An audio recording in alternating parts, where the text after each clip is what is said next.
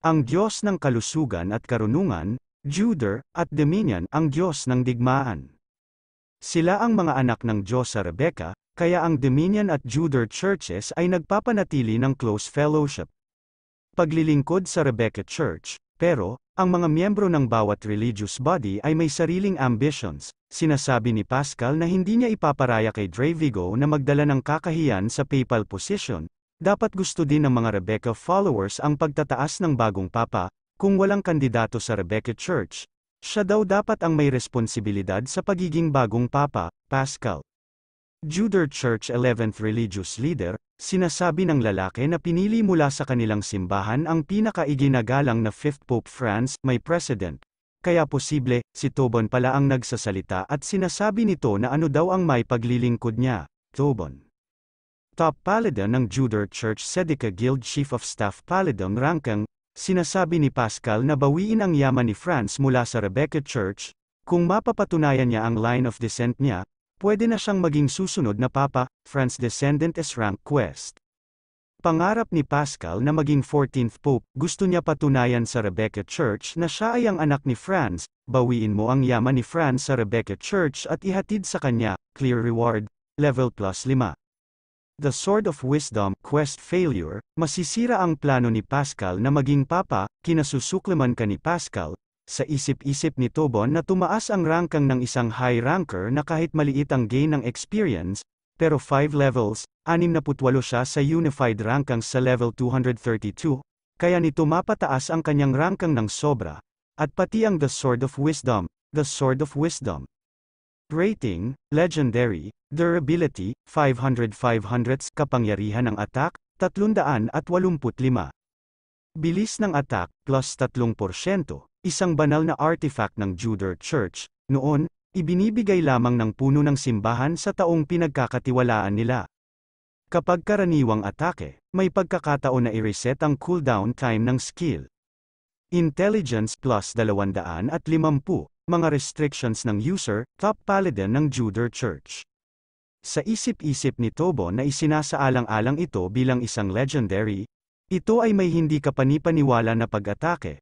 Pero kung gagamitin niya ang skill cooldown reset ng maayos o matalino, patuloy ang pag-atake niya tulad ni Pon at Ibelin, at mag-level up siya ng walang inaalalang oras. Mahirap na gawain, pero ayos na daw ito kahit mahirap, kaysa kay Greed na ayaw siya, kaya dapat niyang matapos ito para magkaroon ng magandang resulta.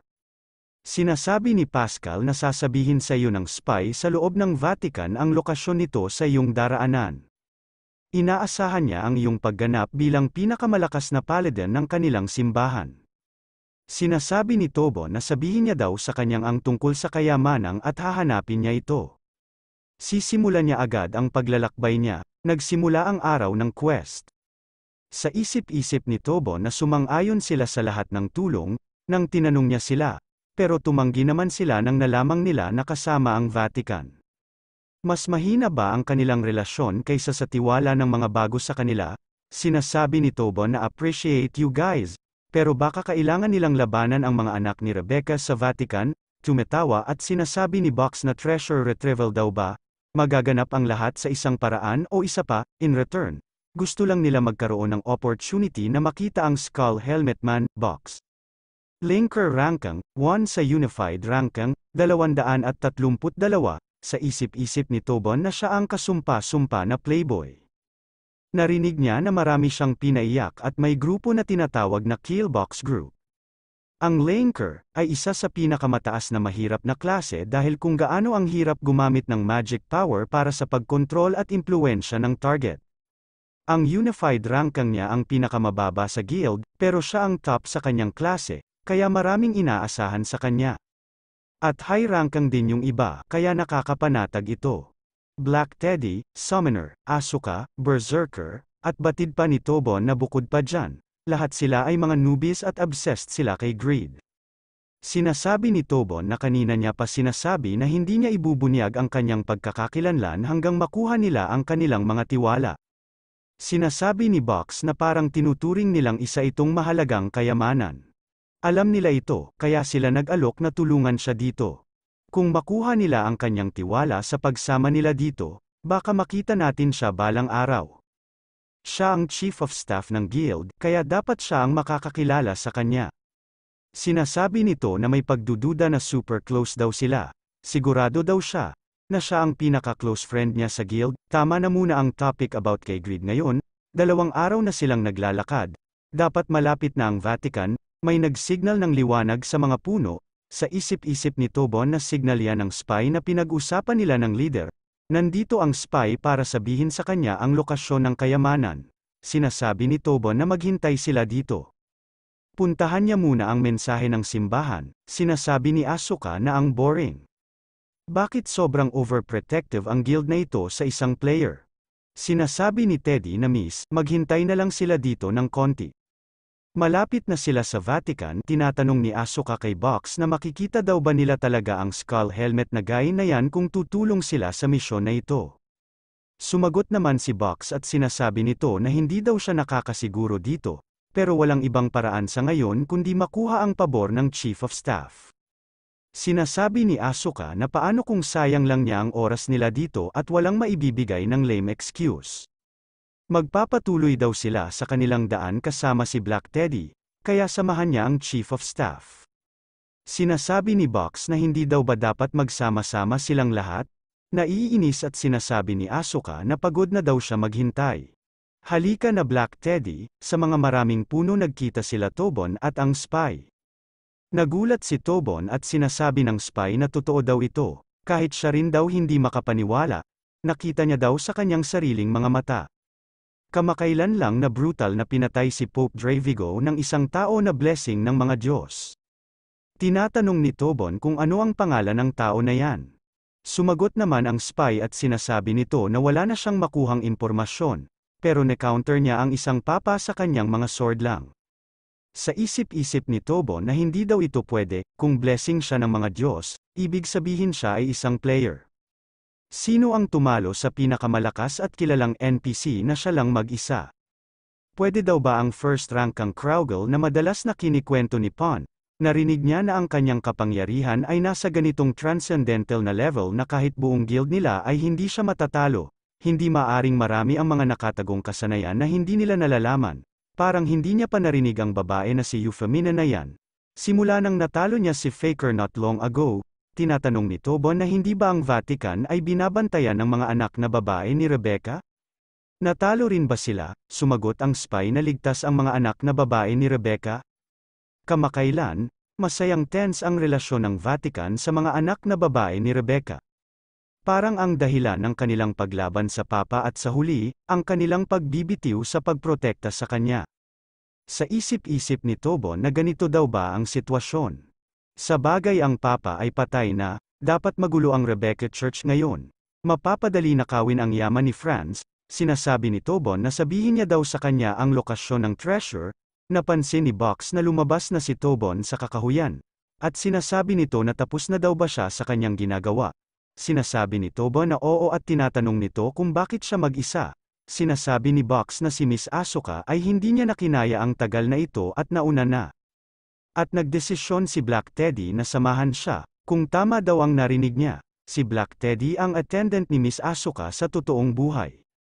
Bukod dyan, ayos lang daw ba ito? Okay na daw ba ang lahat? Sinasabi ni Tobon na wala lang biglang nagbago ng konti ang sitwasyon ng quest.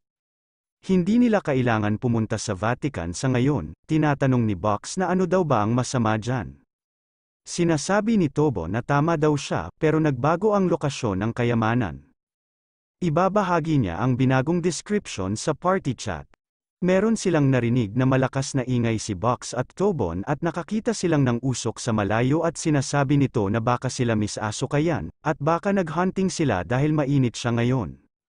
Sinasabi ni Tobon na puntahan daw nila sila, sumang-ayon naman si Box. Sa isip-isip ni Tobon na hindi na kailangan pumunta sa Vatican. Maiiwasan nilang humarap sa mga anak na babae ni Rebecca. Kung may isang bagay na hindi tama sa feeling na ito'y isang S-rank quest. Sa punto na ito, hindi nakakaiba ang hirap na mababang gawain na ito. Sinasabi ni Box kay Tobon na ang sabi dito, nasa harap nila ang lokasyon ng pangyayari. Sa tingin niya umabot sila sa quest, imbes sa paghahunting. Nakita nila si Asuka at sinasabi nila na bilisan daw nila. Tinatanong ni Black Teddy na Miss ayos lang daw ba siya? Sinasabi ni Asuka na kung may oras siya para itanong yan, tulungan niya na lang daw siya. Sumang-ayon naman si Black Teddy at ginamit niya na ang summon Black Bear. Lumabas na ang Black Bear ni Teddy, sinasabi ni Box na tinawag na ni Black Teddy ang Black Bear nito, dapat na daw sila makisali sa kanila. Napahinto naman si Tobon at sinasabi ni Box na tutulong daw sila, at sinasabi ni Asuka kay Box na sigurado daw ba siya, ito ay treasure retrieval quest. Ibinahagi na ang binagong paglalarawan, sigurado daw siya. Walang treasure kahit saan, sa isip-isip ni Tobon na may isang treasure sa Vatican na magpapatunay sa kanyang line of descent mula kay France. Dapat niyang kuning ito, naalala ni Tobon ang pinag-usapan nila at sinasabi ni Tobon na sabihin niya sa kanya ang lokasyon ng yaman. Sinasabi ng spy na isang player ang nakakuha ng treasure. Gulat na gulat si Tobon at sinasabi nito na kinuha ng isang player. Pinayagan ng mga followers ang isang player na kuhanin ang yaman ni Franz. Sinasabi ng spy na humingi pa sila ng paumanhin dito, dahil wala na silang maibigay na higit pa dyan. Hindi naman makapaniwala si Tobon sa mga naririnig nito. Umatake na ang Black Bear at mabilis lang ito natalo. Naisip naman ni Tobon ang sinabi ni Pascal na kaya inutos niya sa kanya, our best paladin, Tobon. Ang treasure na magpapatunay sa kanya ng line of descent mula kay Franz, nakikita nating si Tobon na hindi na ito mapakali at hindi niya na alam ang kanyang gagawin. Ang banal na korona at armor at gloves ng liwanag. Sinasabi ng spy na ang player na yan, sa maikling panahon na ito, pero suot niya ang armor of light. Dapat siyang pigilan, may naglalakad at sinasabi nito na ano daw ba ang nangyayari, bakit daw siya biglang inaatake. At sinasabi pa ng spy na tinalo niya ang papa at kinuha ang treasure, ito pala si Greed at napansin niya si Tobon. At sinasabi pa ng spy na dapat niya itong patayin para sa pinuno at sa retrieve ang treasure. Nakaramdam ng takot si Tobon nang nakita niya si Greed. At tinatanong ni Greed na kung siya daw ba ang nag-utos nito. Tinanong ulit ni Greed si Tobon na kung siya daw ba ang nag-utos nito, pinapalapit ni Greed si Tobon at pinagpapaliwanag niya ito. Bigla may umatake kay Greed na isang oso. Nakatanggap ka ng 4,550 na pinsala. Doran's Ring, option effect na activated, nakabawi ng 2,275 health. Sa isip-isip ni Greed na ang Big Dude's summoned creature daw ba ang gumawa nito? Nakakapinsala din ang atake niya, sumisigaw at pinapatigil ni Tobon si Black Teddy sa mga pag-atake nito. At sinasabi nito na nasa parehong guild daw sila, inatake na din ni Asuka si Greed, at nakatanggap siya ng 3,900 na pinsala, sa isip-isip ni Greed na mataas rin ang pinsala ng double sword na ito, hindi, huwag daw siya ang kanilang attack power, high ranker daw ba silang dalawa, pero kahit ganun, ang dami daw ng pinsala na natatanggap niya, dahil ba sa kulang siya sa equipment, kung yan ang kaso, naglabas ng liwanag na aura si Greed at tumalsik si Asuka, Holy Light Crown. Rating, Legendary, Durability, 180/180, Defense, 20. Intelligence, plus 300, Dignity, plus 200, Holy Light Armor. Rating, Legendary, Durability, 924/924, Depensa, 872. May mataas na pagkakataon ng lubos na paglaban sa Dark Spells. 300% tumaas ang Magic Recovery Effects, 40% bawas sa pinsala mula sa pisikal na pag-atake. 50% bawas sa pinsala mula sa Magic Attacks, Holy Light Gloves. Rating, Legendary, Durability, 300/300, Depensa, 130. Bilis ng attack, plus 20%, Accuracy plus 40%, may normal na pagkakataong pag-activate ng 5 joint attack. May mataas na pagkaka-activate ng counter-attack, kapag kinakailangan ng 3 set ng items. Depensa plus 500, Health plus 6,000, mga restrictions ng user. Franz, sinasabi ni Greed na ano sa tingin niya, cool daw ba ito, isa daw itong bago, mga bastard daw sila, gulat na gulat si Tobon at sinasabi nito na iyan ang Holy Light set. Hindi siya makapaniwala na nakalista ito sa quest, so ibig sabihin na gawa ni Greed yan. Tinalo niya si Pope Dravigo at kinuha niya ang kanyang battle gear? Kahit ilang linggo lang ang nakaraan ng level 100 lang siya. Paano niya natalo? Mag-isa ang Papa, bukod dyan, magandang bagay ito. Kung kaya niya siyang tulungan sa quest niya, nakangiti tumatakbo si Tobon at tinatawag niya si Greed. Pero patuloy pa din inaatake nila si Greed, huwag daw nila siya galitin.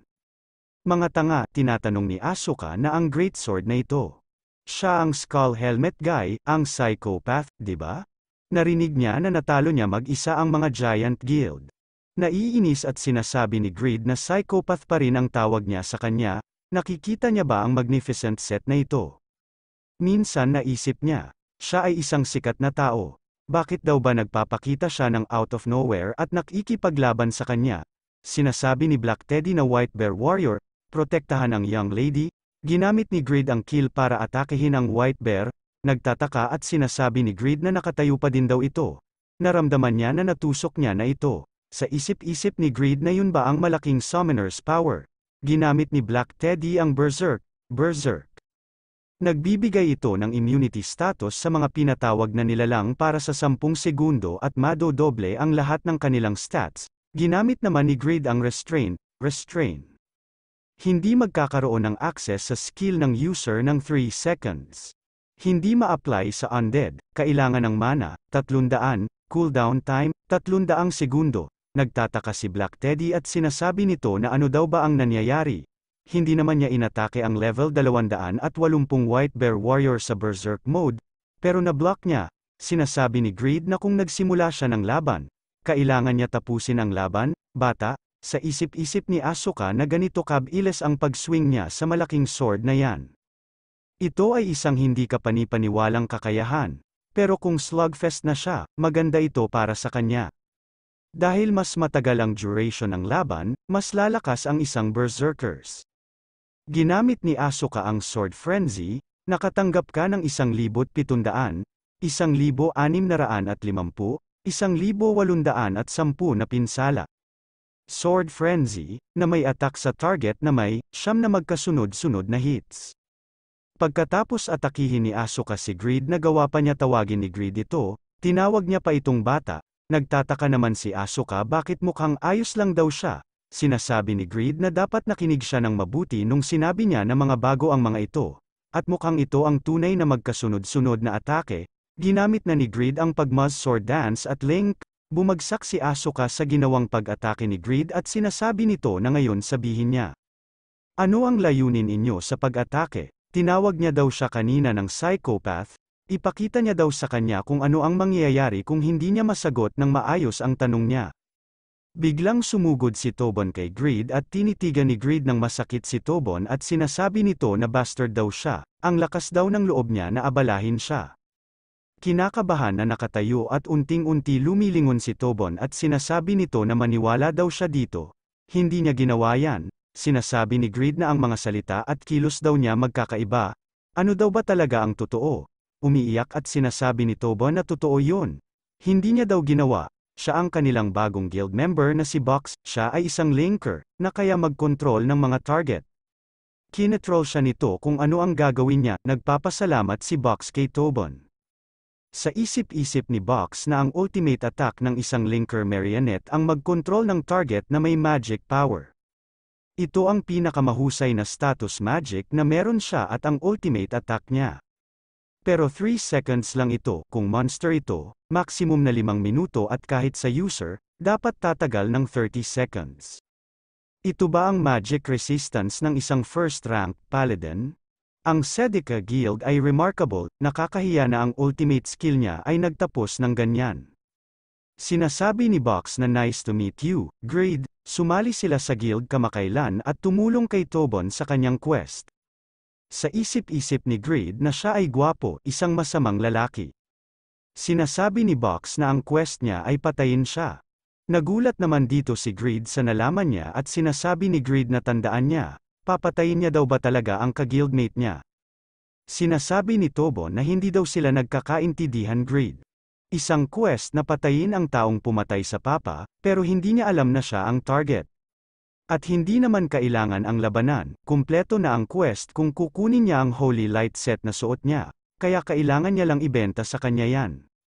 Nabigla naman si Tobo na biglang kinain ng bear si Greed at sinasabi ni Greed na dapat lang siya magtiwala at mamatay.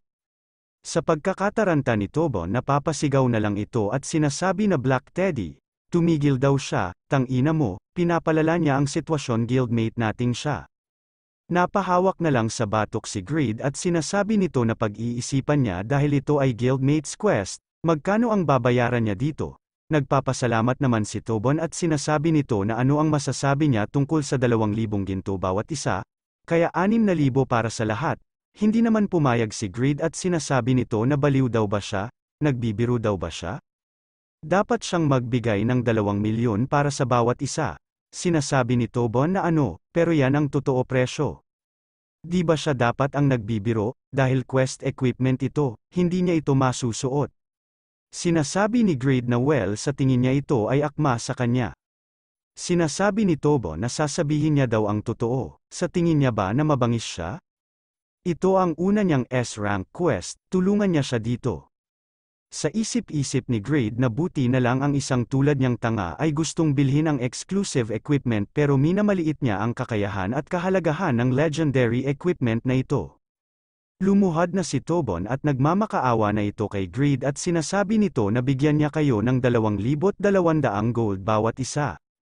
Talagang kailangan niya ito, sinasabi ni Greed na umalis na daw siya dito. Napapamura at sa isip-isip ni Tobon na ang mahal daw ng price niya. Never siya nakipagkasunduan kaya hindi niya madaling maibibigay. May nag-message kay Tobon at sinasabi na pwede nating siyang matalo, Tobon. Napatingin siya kay Box at sinasabi nito na galing ang message kay Box, sinasabi ni Box na alam niya na gusto nilang labanan siya ng kanilang buong strength, tatalunin namin siya at ibibigay sa iyo ang mga kagamitan. Kaya umalis na siya sa kanilang daan. Sa isip-isip ni Tobon na ang gulo na ito ay masasaktan ang guildmate ng ganyan. Pero hindi niya alam kung kailan magsisimula si Greed sa paggawa ng bagong equipment niya. With lower tier equipment, magtimpi na lang siya sa guild, magandang dahilan ba yan para tumalikod siya sa guildmate? Totoo ang pagtitiwala niya sa guild, pero gusto niya makuha ang legendary sword, sinasabi ni Tobo na Box. Maaari bang magpanggap siya na parang ginagamit niya ang magic sa kanya? Sa isip-isip ni Greed na yan ay isang buff ng isang paladin. Tinatanong ni Greed na ano daw ba ang ibig sabihin nito. Sinasabi ni Tobo na ginagamit siya ni Box at ginamit ang marionette ulit. Sorry, Greed, patawarin niya daw siya, the buff of the Juder God. Greed, ikaw ang may hiling na ito. Isipin niya ito na isang sakripisyo para sa iyong guild. Sa isip-isip ni Greed na kakaiba ang kinikilos ni Tobon pero ibig sabihin nito kailangan niya silang labanan.